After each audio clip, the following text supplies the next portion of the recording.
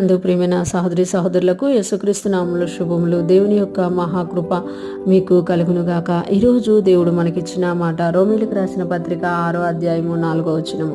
కాబట్టి తండ్రి మహిమ వలన క్రీస్తు మృతుల్లో నుండి ఎలాగూ లేపబడనో అలాగే మనమును నూతన జీవం పొందిన వారమై నడుచుకున్నట్లు మనము బాప్తిస్మం వలన మరణములో పాలు పొందుటకై ఆయనతో కూడా పాతిపెట్టబడితిమి. ఈ మాటలు రోమీ సంఘానికి పౌలు గారు తెలియజేస్తున్న మాటలుగా మనం చూడగలం. ఇక్కడ ఆయన క్రీస్తు యొక్క మరణ పునరుత్థానముల గురించి, మన యొక్క బాప్తిస్మం యొక్క సాదృశ్యం గురించి ఇక్కడ తెలియజేసినట్లుగా మనము చూడగలం అనమాట.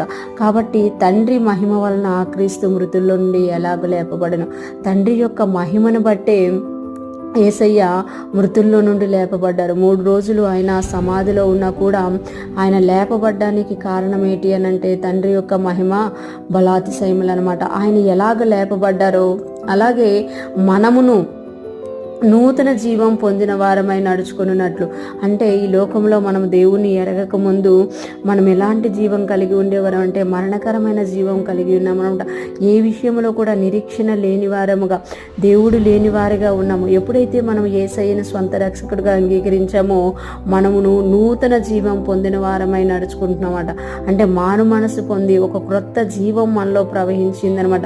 ఆ నూతన జీవం పొందిన వారమై నడుచుకున్నట్లు మనము బాప్తిస్మం వలన మరణములో పాలు పొందుటకై ఆయనతో కూడా పాతిపెట్టబడితిమి. మనం చూస్తాం కదా, బాప్తిస్మం తీసుకున్నప్పుడు మనకు బాప్తిసం ఇచ్చే దైవజనులు తెలియజేస్తారు కదా, నువ్వు బాప్తిసం సాదృశ్యం ఏంటి అని అంటే ఈ లోకపరంగా నువ్వు పాతిపెట్టబడుతున్నావు అని మనల్ని నీటిలో ముంచుతారు.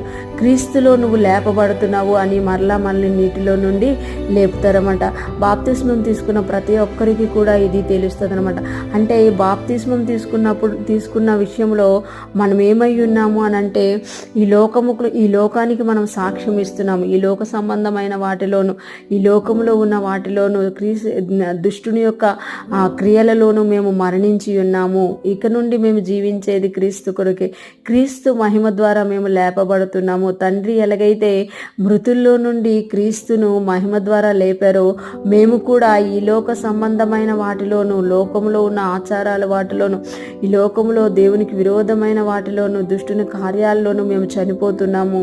క్రీస్తు యొక్క నూతన జీవం పొందినట్లు మేము లేపబడుతున్నాము అని సాదృశ్యంగా మనము బాప్తిస్మాన్ని తీసుకున్నాం అన్నమాట. ఈరోజు ఫ్రెష్ మన్నా వింటున్న ప్రతి ఒక్కరూ జ్ఞాపకం చేసుకోవాలి.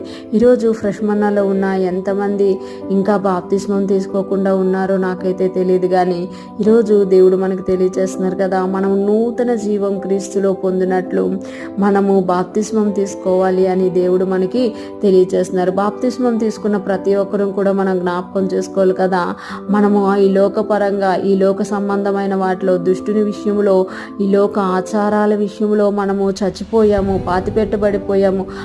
ఆ యొక్క పాత జీవితాలు మనకు లేవు అని మనం జ్ఞాపకం చేసుకొని క్రీస్తులో నూతన జీవం పొందిన వారుగా, క్రీస్తులో నూతన మనస్సు పొందిన వారుగా, క్రీస్తులో దేవుని యొక్క మహిమ చేత మనం లేపబడ్డాం. కాబట్టి మహిమ గల కార్యాలు, నీతి గల కార్యాలు, క్రీస్తు తండ్రి కార్యాలు ఎలా చేశారో మనము అలాగ జీవిస్తూ తండ్రికి క్రీస్తుకు మహిమకరముగా జీవించుదుముగాక. అటువంటి గొప్ప కృపా జ్ఞానం మనందరికీ కలుగునుగాక. దేవునిలో ఉంటూ దేవునిలో వర్ధిల్లుతూ ఆయనకు మహిమకరంగా జీవించుదుముగాక. ఆమేన్.